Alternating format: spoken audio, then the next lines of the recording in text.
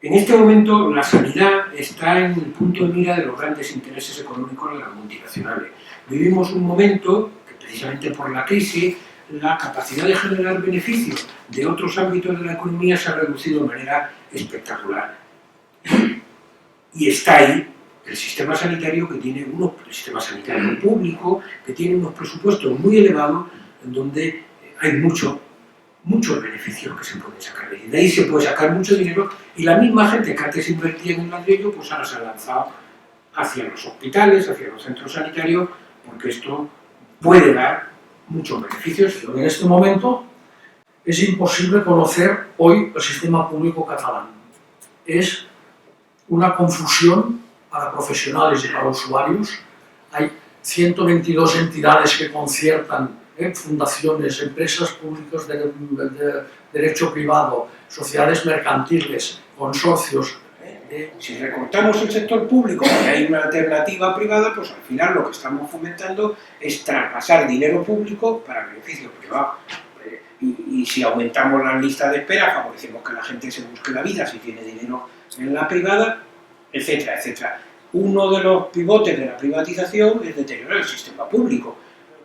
El mercado de relaciones, de distintas formas de pago a un proveedor y a otro según era mi amigo o no era mi amigo, y la corrupción. Al final hemos descubierto que esta opacidad, esta falta de transparencia ha favorecido en el sector público la corrupción. Ahí, ¿no? Esta gente que se aprovecha de sus cargos en el sistema público para hacer su negocio privado, ¿no? Para favorecer su historia, ¿no? Todas las empresas que habían hecho los hospitales PFI en la Comunidad de Madrid en la vida aparecían todas en las mismas fechas en que les concedieron los hospitales, en los conocidos como papeles de Barcelona, ¿no? Ustedes saben que a raíz del Real Decreto Ley 16/2012 en nuestro país ha cambiado el modelo sanitario y eso es lo que menos ve la gente. En realidad pues, se ven algunos aspectos que son resultados de ese cambio de modelo, por ejemplo el tema de que se ha sacado fuera de la cobertura pública a las personas que son inmigrantes y que no tienen los papeles en regla, ¿no? Pero no se entiende qué significa el cambio de este modelo sanitario, que es un tema que es conceptualmente muy importante y que probablemente a largo plazo tenga aspectos muy negativos, ¿no? Para el funcionamiento del sistema sanitario en nuestro país, ¿no? La atención a la salud, la protección a la salud, frente a la conversión de la prestación sanitaria en un elemento más de negocio que está regulado por el mercado, ¿no? Como todo el mundo sabe, eso al final acaba haciendo que aquellas personas que tienen muchos recursos económicos puedan tener una asistencia sanitaria de más o menos calidad y la gente que no tiene recursos se quede fuera de esa cobertura, no? Doncs perquè els serveis sanitaris adequats és un dret fonamental, és un dret de ciutadania, està dins dels drets humans. O sigui, l'accés als mateixos hauria de ser equitatiu, sense distincions socials. I a més, la cobertura i la qualitat dels serveis sanitaris és una part que hauria de ser integral de la definició, és una part integral de la definició del desenvolupament en si mateix. I per tant, constitueix un dels principals indicadors de benestar social. Poder tenir accés a uns serveis sanitaris y además serveis sanitaris que siguin de calidad. Y yo creo que esta es una idea que yo creo que es importante tenerla en cuenta, que al final estas cosas acaban discriminando a grupos concretos de población, porque no afectan igual a todo el mundo. Es decir, en realidad estamos penalizando a los inmigrantes sin papeles, a las personas más enfermas, a las más pobres, a las que viven en el área rural, a quienes tienen discapacidades, a las mujeres y a los niños, ¿no? A la infancia.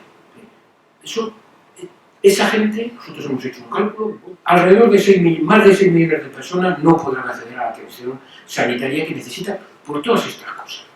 Si tú pagas por acto médico, Bernard Shaw decía, si pagamos a los verdugos por cabeza cortada, no quedarán cabezas en Londres. Bien.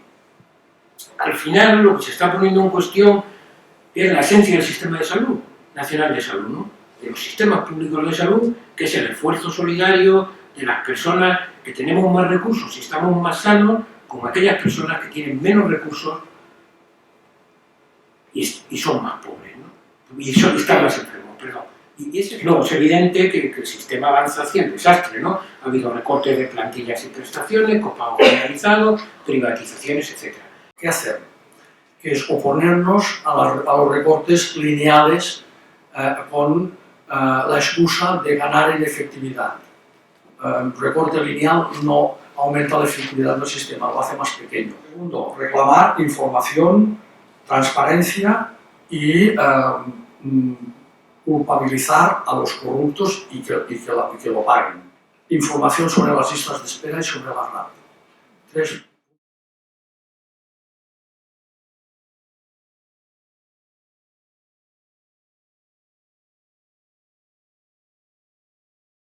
Para empoderar a la gente hay que explicar lo que pasa, hay que aprender nosotros y luego explicarlo. No hay posibilidad de luchar contra lo que no sabemos. Primero debemos enterarnos bien y empoderarnos, porque si no, los políticos de uno y otro color no parece que vayan a moverse si no nos movemos nosotros.